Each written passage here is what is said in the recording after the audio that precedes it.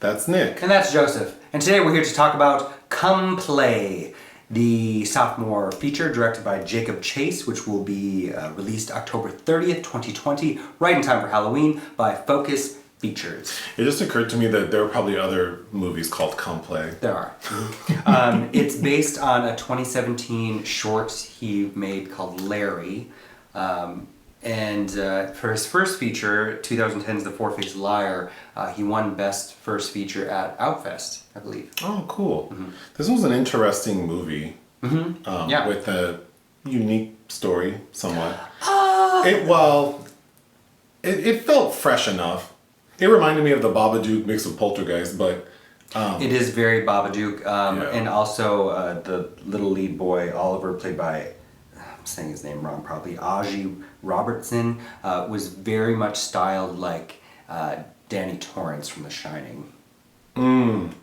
Well, the story is about a little boy, he's like 7 or 8 maybe, named Oliver. Mm-hmm. Oliver's autistic. Mm-hmm.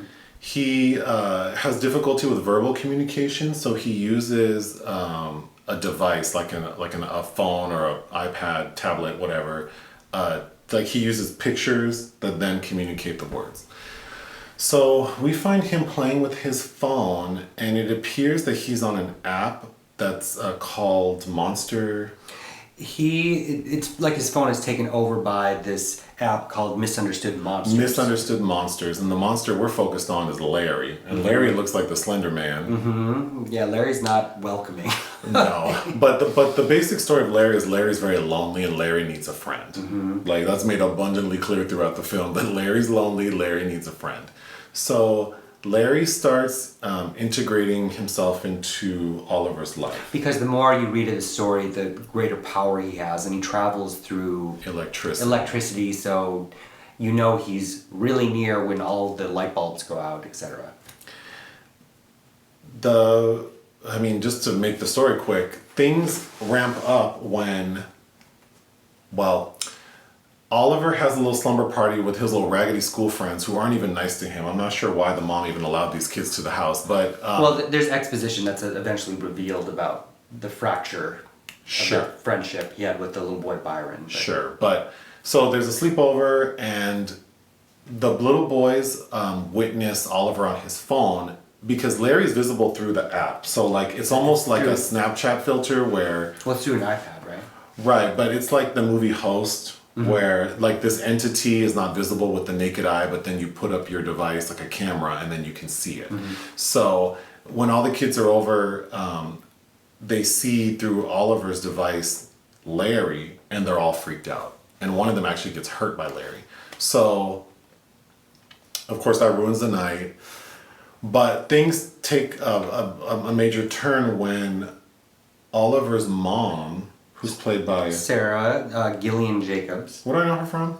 We just reviewed I Used to Go Here. She's been in a Melissa McCarthy movie like Life of the Party, Life Partners. She's usually... I Used to Go Here. That's what I remember. She's usually like a comedic, a deadpan comedic character. So the mom happens to witness Larry through a device. So obviously she's freaked out. Mm-hmm. The relationship of Oliver's parents, they're separated, the dad has moved out, and there's tension between them, obviously, but also because Oliver seems to connect more with his dad. Mm-hmm. He'll actually make eye contact with his dad. He won't with his mom. He seems more distant. That frustrates her because she's the one who basically takes care of him. But after the mom witnesses Larry, then the dad gets a hold of, when Oliver is in the dad's care... At his job. He takes him to his job, where he works as an overnight parking lot attendant, where actually Larry had already made an appearance because there was an altercation with the boys at school and Oliver lost his phone. So Larry gets into this iPad that's in the lost and found at his dad's work. So now the dad witnesses Larry, but Larry causes the dad to have an accident, and the dad ends up in the hospital. Not dead, but in the hospital, incapacitated. Mm-hmm. So the mom is with Oliver at the house when Larry makes an appearance. And they're communicating with each other. Larry is telling the mom, I'm lonely, I need a friend. I'm lonely, I need a friend. and then he like manifests.